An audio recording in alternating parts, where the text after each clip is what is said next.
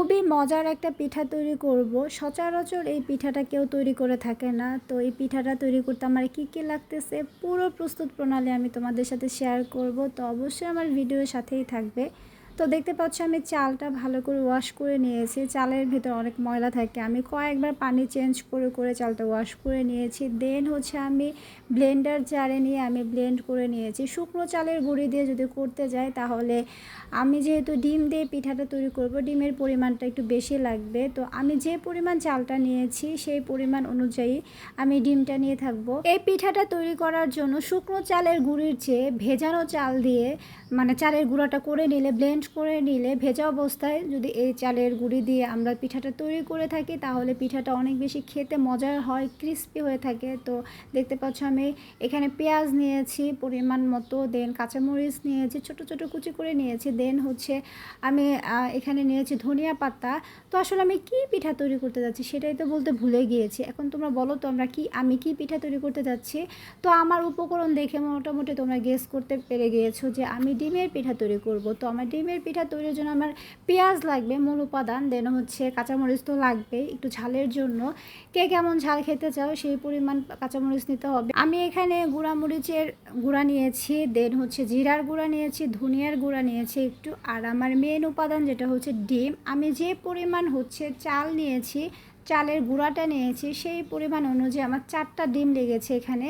তো পরিমাণ অনুযায়ী চালের গুঁড়া যতটুকু হবে সেই পরিমাণ ডিম নিতে হবে। যদি চালের গুঁড়াটা বেশি থাকে তাহলে ডিমের পরিমাণটা বাড়িয়ে দিতে হবে। যেহেতু আমি অল্প পরিমাণের হচ্ছে চালের গুঁড়া নিয়েছি, সেই অনুযায়ী হচ্ছে আমার ডিমটা 4টাই লাগবে। তো আমি সব কিছু একসাথে ভালো করে মানে মিক্স করে নিয়েছি। এখানে আমি একটু গোলমরিচের গুঁড়াটা দিয়েছি। গোলমরিচের গুঁড়াটা দিলে খেতে অনেক বেশি টেস্টি লাগে।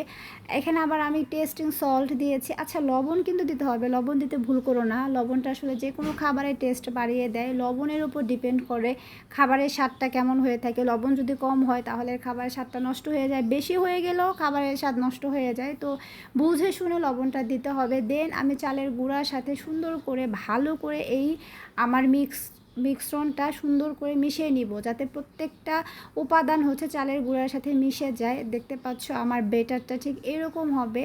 এই যে দেখ এরকম থিকনেস চলে আসবে বেটারটা। সুন্দর করে ভালো করে মানে মিক্সের ওপরে কোনো কিছু নাই, ভালো করে মিক্স করতেই থাকতে হবে। যত বেশি সুন্দর করে মিক্স করবো আমার পিঠাটা অনেক বেশি ক্রিস্পি হবে, ফুলকো হবে, খেতে মজার হয়ে থাকবে। চামচ দিয়ে মিক্সারটি মিক্স করে নিচ্ছি। আমি যে পরিমাণ চালের গুঁড়াটা নিয়েছি সেই পরিমাণ আমি ডিমটা নিয়েছিলাম। এখানে আমি ডিমটা যদি বেশি দিয়ে দিতাম, অনেকে বলতে পারে আমি ডিমের পরিমাণটা বেশি বাড়িয়ে দিব তাহলে আমার পিঠাটা খেতে আরও বেশি মজার হয়ে থাকবে। না, যতটুকু চাল পরিমাণ অনুযায়ী ডিমটা অবশ্যই নিতে হবে, তা না হলে মিক্সারটা একদম পাতলা হয়ে যাবে, বেটারটি পাতলা হয়ে যাবে। পাতলা হয়ে গেলে একদম পিঠাটা ফুলবে না, ফুলকো হবে না, ক্রিস্পি হবে না, তেমন এটা খেতে ভালো হবে না।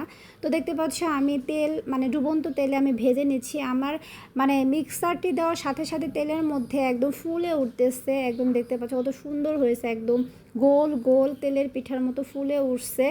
আর এটা এত বেশি টেস্টি হয়, এই পিঠাটা খেতে আমার অনেক বেশি পছন্দ। তো কার কার পছন্দ এই পিঠাটা তো অবশ্যই কমেন্টস করে জানিও। আর কেউ যদি এখন পর্যন্ত এই পিঠাটা ট্রাই করে না থাকো তাহলে অবশ্যই বাসায় ট্রাই করে খেয়ে দেখবা, বলবা যে আসলে পিঠাটা কেমন হয়েছে। আমার কাছে যে কি পরিমাণ মজার লাগে এই পিঠাটা, আসলে অনেক বেশি মজার, দুর্দান্ত টেস্ট, পেট ভরে যায় খেতে খেতে, তারপর মুখে লেগে থাকে, মনে হয় যে আরও খাই, খেতেই থাকি, অনেক বেশি মজার।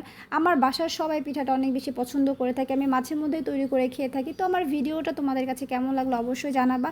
তো আজকের মতো ভালো থেকো, আল্লাহ হাফিজ।